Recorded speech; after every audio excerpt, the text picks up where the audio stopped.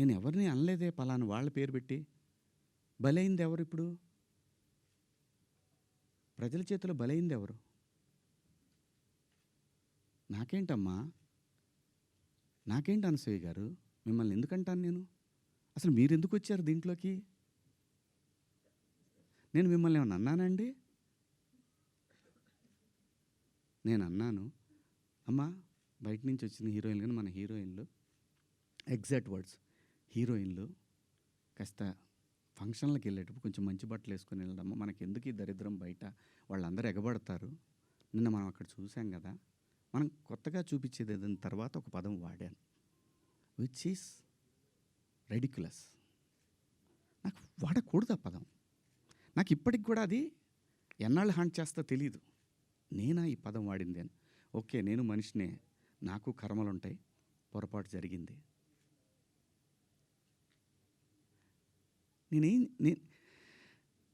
నా బాధ అంతా ఏంటంటే, నా వైఫు నా పిల్లలతోటి కరెక్ట్గా మాట్లాడలేకపోతున్నాను నేను. అది నా మిస్. వాళ్ళు నన్ను కన్సోల్ చేస్తున్నారు, వెళ్ళండి అని అంటున్నారు. అంటే ఎవరికో అయిందని కాదు, శివాజీ ఇలా మాట్లాడ్డే అని ఆ వైఫ్ని ఎవరిని అడుగుతారేమో అనే బాధ తప్ప నేను దేనికి భయపడేవాడిని కాదండి. తప్పు చేసినప్పుడు క్షమాపణ చెప్పడానికి కూడా ఒక క్షణం కూడా మనలో మనం కూర్చొని ఒక మాట అడిగితే సింపుల్గా, అమ్మ నన్ను క్షమించండి, నా వల్ల ఈ 2 పదాలు దొరికినాయి అని చెప్పేదానికి దాన్ని చాలా దూరం సాగదీశారు. పర్వాలేదండి, మేము పట్టడానికి ఉన్నాం, పడతాం. సమాజంలో ఎప్పుడైనా సరే ఇలా జరిగినప్పుడు నేను మాట్లాడతానండి, నేను ఖచ్చితంగా మాట్లాడతానండి. నేను ఏ తండ్రి వదిలేస్తారండి పిల్లల్ని? ఇంకొక పదం, ఒకప్పుడు ఒక జర్నలిస్ట్ మేడం గారు స్వేచ్ఛ మగాడిచ్చాడా అనే అంటే ఇదే డివిజన్ తీసుకురావటానికి. నేను అన్న ఉద్దేశం ఏంటంటే, స్వేచ్ఛ ఎందుకు కోల్పోవాలంటే, ఒక ఇంటర్మీడియట్ చదివే పాప ఒక సెమీ బాడీ కనిపిస్తా స్లీవ్లెస్ వేసుకొని వెళ్తే ఆ పాప అబ్యూజ్కి గురైనప్పుడు ఆ తండ్రి అనుక్షణం వెంటుంటాడు.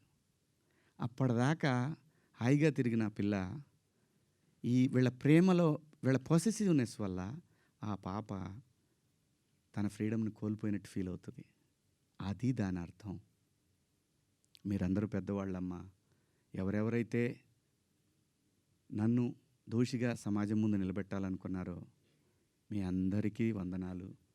మీరు బాధపడ్డందుకు మీకు కూడా క్షమాపణలు. ఇది శివాజీయే ఎందుకు, ఇంకా ఇంతకుముందు చాలా జరిగినాయి కదా, వాళ్ళని అడగరే? నేను చెప్పింది ఏంటి? మనకెందుకమ్మా? సమాజంలో ఏ తప్పు జరిగినా అందరూ వీళ్ళన్నీ సినిమా ఇండస్ట్రీ వైపు వస్తున్నాయి. ఆడపిల్లల రేపులు జరిగినా, లేదంటే తాగి పిల్లలు మాబు దాడులు చేసుకున్న ఒకడికొకడు ఒక సమూహాలు కలిసి, ఆ సందర్భంలో మాట్లాడాలా లేదా? విత్ గుడ్ ఇంటెన్షన్ నేను మాట్లాడినా, నేను వాడిన పదాలు అన్పార్లమెంటరీ. ఆ 2 పదాలు.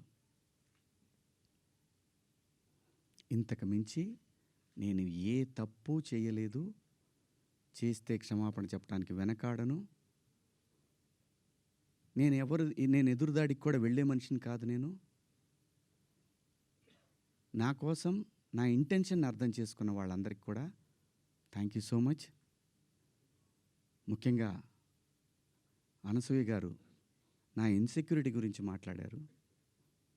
అవునమ్మా, మా హీరోయిన్ని అలా వెళ్ళినప్పుడు, దాడులు చేసినప్పుడు భయం ఉంటుందని, వాళ్ళు బాధపడతారని, ఒకవేళ జరగరాంది ఏమైనా జరిగితే ఆత్మహత్యలు చేసుకుంటారని నాకు ఇన్సెక్యూరిటీ ఉందమ్మా.